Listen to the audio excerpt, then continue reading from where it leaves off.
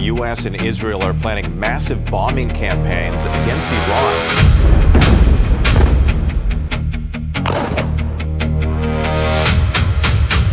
The United States military is undertaking a massive and ongoing operation to prevent this very wicked, radical dictatorship from threatening America and our core national security interests.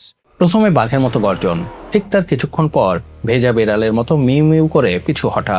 Iran যুদ্ধের গত 5 মাস ধরে Donald ট্রাম্পকে আমরা এমন রূপে দেখেছি। গতকাল Donald ট্রাম্পের এমন রূপ আবার দেখা গেল।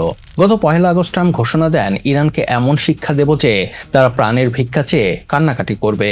এরপর বিভিন্ন সংবাদ মাধ্যমে খবর বের হতে থাকে আমেরিকা ও ইসরায়েল ইরানের সবচেয়ে বড় বোমা হামলার প্রস্তুতি নিচ্ছে। সংবাদে আরও বলা হয় ইরানের বিভিন্ন জ্বালানি, বিদ্যুৎ ও পানি শোধনাগারে হামলা চালাবে আমেরিকা ও ইসরায়েল। এই হামলার মূল উদ্দেশ্য সম্পর্কে বলা হয় হরমুজ প্রণালীর আশেপাশে থেকে মূল ভূখণ্ডকে ইরানের মূল ভূখণ্ডকে বিচ্ছিন্ন করে দেওয়া। এছাড়া সৈন্য পাঠিয়ে ইরানের খার্ড দ্বীপ দখলেরও পরিকল্পনা করা হয় এই হামলার অংশ হিসেবে আমেরিকা মধ্যপ্রাচ্যের বিভিন্ন দেশে থাকা তাদের নানা যুদ্ধ বিমান ও মূল্যবান সামরিক সরঞ্জাম ইউরোপে স্থানান্তর করতে শুরু করে দেয়। সেই সাথে পুরো মধ্যপ্রাচ্য ভ্রমণে মার্কিন নাগরিকদের সতর্কতা জারি করে ও সেই সাথে সব মার্কিনীদের দ্রুত মধ্যপ্রাচ্য ছেড়ে নিরাপদ স্থানে চলে যাবার পরামর্শ দেওয়া হয়। হামলার প্রস্তুতি যখন পুরো দমে চলছে তখন ডোনাল্ড ট্রাম্প একটি মন্ত্রিসভার মিটিং ডাকেন। সেই মিটিংয়ে ট্রাম্প জানান ইরানে হামলা চূড়ান্ত, তিনি এর অনুমোদন দিয়েছেন। ঠিক কখন এই হামলা হবে তিনি সেটি না বললেও শুধু এটুকু বলেন এবার আর কোনো ছাড় নয়, ইরানকে ধুলোয় মিশিয়ে দেওয়া হবে। স্বাভাবিকভাবে বিভিন্ন গণমাধ্যমে এমন খবর প্রচার পাওয়ার সাথে সাথে চারিদিকে কি হয় রব পড়ে যায়। আর এমন সময় ডোনাল্ড ট্রাম্পের টুইট। গতকাল 2 আগস্ট ট্রাম্প এক টুইট করে জানায় তিনি ইরানের হামলা স্থগিত করেছেন। টায় ফিস সব হাওয়া বের হয়ে গেছে। কিন্তু এখন প্রশ্ন হচ্ছে মাত্র 24 ঘন্টায় এমন কি হলো যে ট্রাম্পের হাওয়া বের হয়ে গেল? এ ব্যাপারে অবশ্য ট্রাম্প লেখে ইরানকে হামলার জন্য আমেরিকা প্রস্তুত ছিল, এমন হামলা যে তার দ্বিতীয় বিশ্বযুদ্ধের পর আর কেউ দেখেনি। কিন্তু ইরান ও মধ্যপ্রাচ্যের কিছু দেশ তার কাছে হামলা না চালানোর জন্য কান্নাকাটি করলে সে হামলা স্থগিত করে দেয় যাতে একটি চূড়ান্ত শান্তি চুক্তিতে পৌঁছানো যায়। আহা কি দিল দরিয়া ট্রাম্প। মনে মনে ট্রাম্পের কলা খাওয়া এখানেই শেষ না, আরো শুনুন। ট্রাম্পের মতে ইরান নাকি চুক্তিতে ইতিমধ্যে সম্মত হয়েছে, যার মধ্যে হরমুজ পুরোপুরি খুলে দেওয়া ও ইরানের পারমাণবিক কর্মসূচি বন্ধ করে দেওয়া শামিল আছে। কিন্তু মজার বিষয় হচ্ছে ইরান ট্রাম্পের এই দাবি পুরোপুরি অস্বীকার করেছে।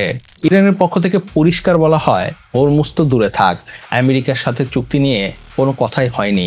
ট্রাম্প ও ইরানের এই পাল্টাপাল্টি বক্তব্য থেকে একটি বিষয় পরিষ্কার, আর তা হচ্ছে কেউ না কেউ তো মিথ্যা বলছে।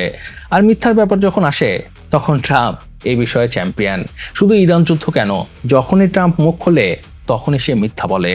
প্রথম টার্মে প্রেসিডেন্ট থাকা অবস্থায় ট্রাম্প মোট 30,573 বার মিথ্যা বা ভুল তথ্য দিয়ে মানুষকে বিভ্রান্ত করেছে। প্রতিদিন সে 18টি করে মিথ্যা বলেছে। বুঝতে পারতেছেন কত বড় মিথ্যু। তাই ইরান যুদ্ধ নিয়ে যে ট্রাম্প মিথ্যা কথা বলছে সে বিষয়ে আমার কোনো সন্দেহ নেই।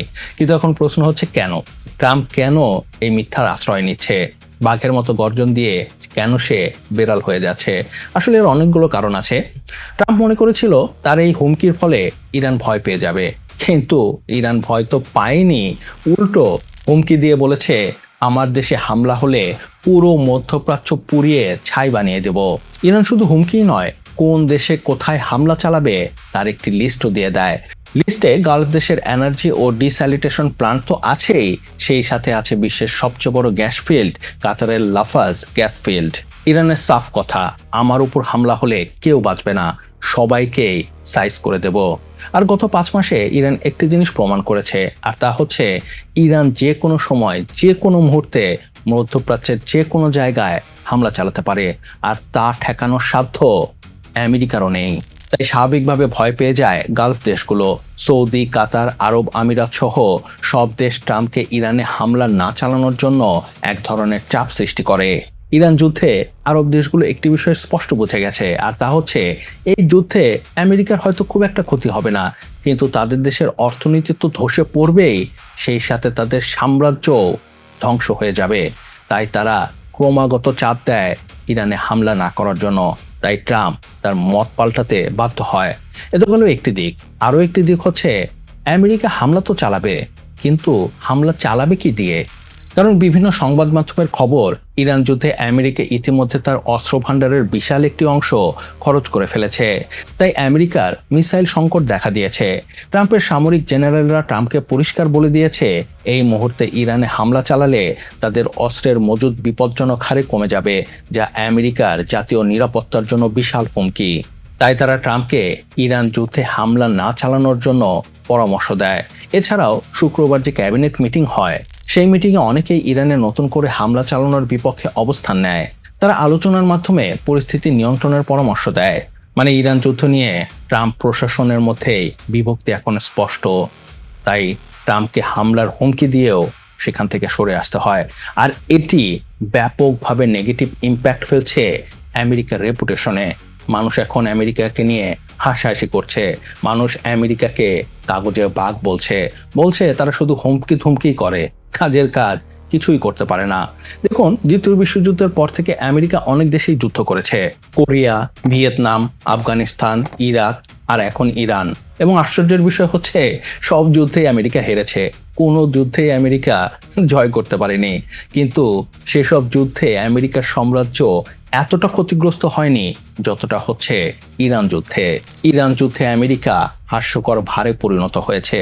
তাই অনেক বিশ্লেষকদের মত, আমেরিকার সাম্রাজ্যের পতন ইতিমধ্যেই শুরু হয়ে গেছে। এখন দেখার বিষয় হচ্ছে সেই পতন কতটা দ্রুত হয়। তো যাই হোক, এ ছিল এ ব্যাপারে আমার বিশ্লেষণ। আমার মতো হবে, এটি স্বাভাবিক। তো এই বিষয়ে আপনার কি মত? মানে এই যে বারবার হুমকি দিয়ে ট্রাম্পের সেখান থেকে সরে আসে, সেই বিষয়ে আপনি কি মনে করেন? তা আমাকে নিচে কমেন্টস করে জানাতে পারেন। আর হ্যাঁ, ভিডিওটি কেমন লাগলো তো অবশ্যই জানাবেন। আর প্লিজ সাবস্ক্রাইব করতে ভুলবেন না। বিশ্বাস করুন, আপনার একটি সাবস্ক্রাইব, একটি কমেন্ট, একটি লাইক আমাকে অনেক বেশি উৎসাহিত করে।